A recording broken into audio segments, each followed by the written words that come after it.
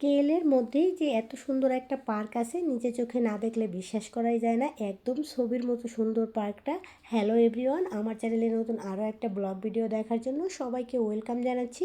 এটা ছিল ঈদের একদিন পরের ভিডিও, বাট সময়ের কারণে ভিডিওটা আপলোড হয়নি। তো আমাদের বাসা থেকে বেশি দূরে না, পার্কটা দূরত্ব। তো আমরা গিয়েছিলাম ঈদের একদিন পরে। তো সেখানে গিয়ে, এটা হচ্ছে পার্কের প্রবেশপথ। প্রবেশপথে রাখা হয়েছিল এখানে রবট। বাচ্চারা ঢোকার সময় রবটের সাথে এখানে হ্যান্ডশেক করে, আর রবটটাকে 1 রিঙ্গিত বা 2 রিঙ্গিত দিলে সে সুন্দরভাবে বাচ্চাদের সাথে হ্যান্ডশেক করে এবং কথা বলে, সুন্দরভাবে ড্যান্স করে। তো পার্কের গেটে যেহেতু ছিল, তো আমার বাচ্চাও এখানে 1 রিঙ্গিত দিয়েছে। তো এখনও সাথে ছবি তুলবো। এই ছবিগুলোও কিন্তু আমি আলাদাভাবে মানে আমার ফেসবুক পেজে এটাকে শেয়ার করেছি। সেই ছবিগুলো আপনারা অনেক বেশি পছন্দ করেছেন।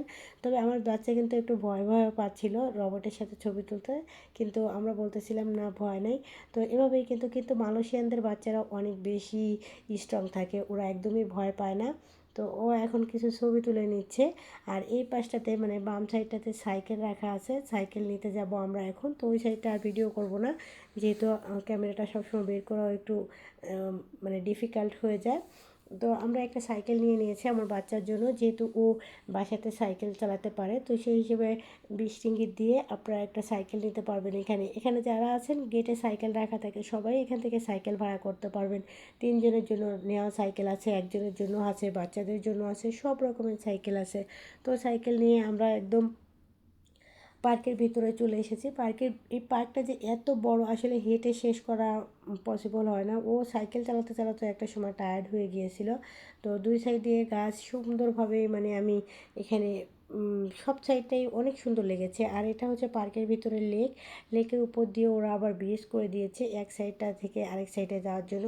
তো একটা দেশের সরকারের মন মানসিকতা আর মানুষের মন মানসিকতা কতটা উন্নত হলে এভাবে করে থাকে। এই পার্কটা থেকে কিন্তু একটা রিঙ্গিত ঢোকার জন্য নেয় না, এখানে ঢুকতে গেলেও, অথচ ভিতরেও কোনো চার্জ নেই। কিন্তু তারপরে এত সুন্দর, এত ক্লিন, এত সুন্দর করে সাজিয়েছে। এটাই হচ্ছে মানে একটা দেশের সরকার এবং মানুষের বৈশিষ্ট্য, ভালো মন মানসিকতার। তো অলরেডি কিন্তু আমরা ঘুরতে ঘুরতে, আরও আসলে আমি দেখাতে পারিনি, আমি খণ্ড খণ্ড করে আমার ফেসবুক পেজে ছেড়েছি ভিডিও। তো ঘুরতে ঘুরতে অলরেডি কিন্তু আমার সন্ধ্যা হয়ে গিয়েছিল। এটা ছিল প্রায় রাতে, তখন 8টা বাজতেছিল। এই সাইডে তার আসা হয়নি। এটা ছিল পার্ক। এখানে হচ্ছে স্পিড বোর্ডে পুরা এই পার্কটাকে ঘুরে দেখায়, কিন্তু আমরা আসলে দেরি করে ফেলেছিলাম এই সাইডটাতে আসতে। তো আর এই সাইডটা দেখা হয়নি, ওভাবে ভিডিও করতে পারিনি। তো রাত হয়ে গিয়েছিল, রাতের মধ্যে যেভাবে ওরা লাইটিং করে সেভাবে একটু একটু করে ভিডিও করে নিয়েছিলাম। তো কেমন লেগেছে ভিডিও, আপনারা এনজয় করতে থাকেন, আশা করছি ভালো লাগবে। আমি বিদায় নিচ্ছি। আল্লাহ হাফেজ।